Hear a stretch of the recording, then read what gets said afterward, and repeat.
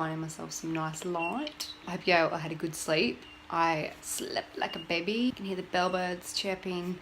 I'm about to take Miles to preschool. I'm going to go to the beach and do a little bit of meditation, a nice swim, and it's going to be freezing. It's a bit of a cold day. Please get in your car seat. Or you can put them on yourself. You just miss Daddy? Yeah. I miss him too. He's my best friend. Get a little baby. Can you please hop in your car seat? Miles, it's not a game. Come and hop into the car seat. We're going to be late. Can you please just get into your seat? Oh my god. Oh my god. Ooh, I found me a log to sit on.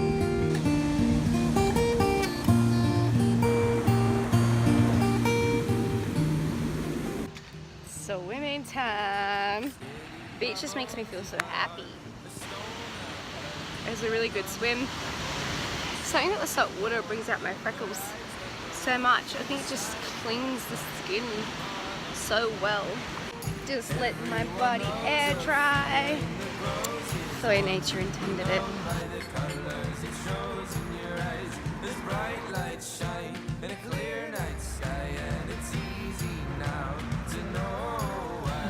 Mum just described my hair as sheepy.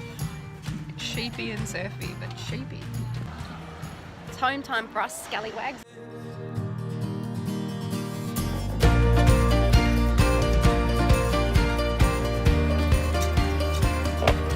Okay, so I'm going to answer the 3 questions that I talked about in vlog 1 from the list journal. Question number 1, how often I go online or use social media and for how long? I probably go on social media probably 6 to 10 times a day. I sort of do it habitually. I just open it and start flicking through. I'm usually only on there for about 10-15 minutes, but that still is a lot of time when you add it up.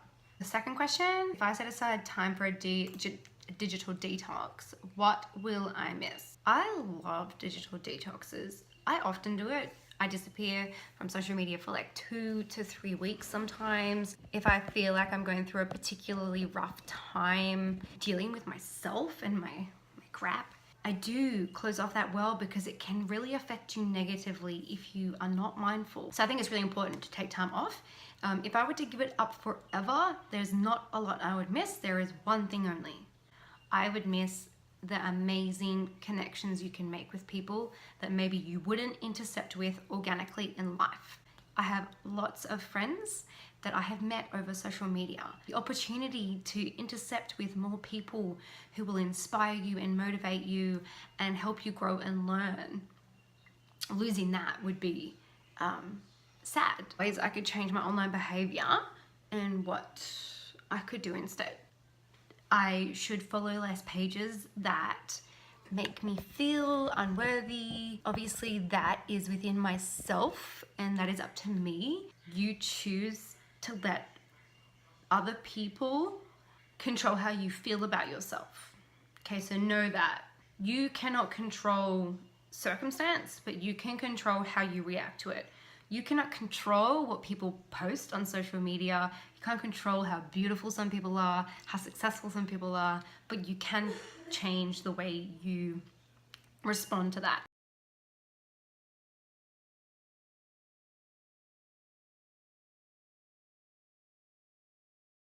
So the biggest one for me in the past was I was always looking at people's success like it was a race. Damn, they beat me. They're there, they're doing it.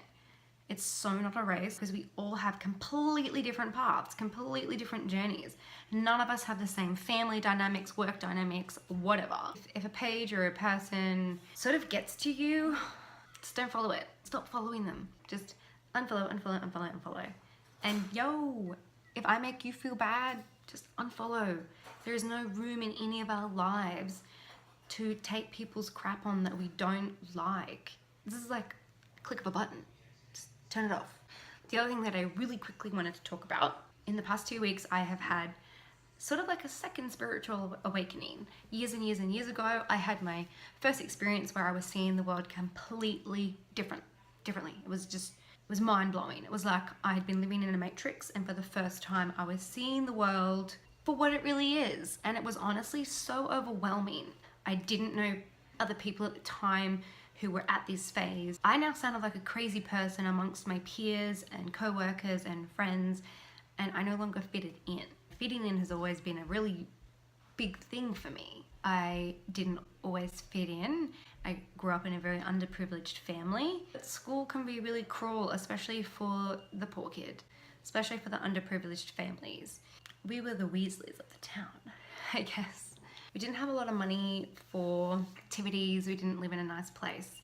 We had a family of 6 that lived in a 2-bedroom cabin on a farm. It didn't feel like I fitted in, not at school and socially in town, and also not with my family either, as I'm very different to my family.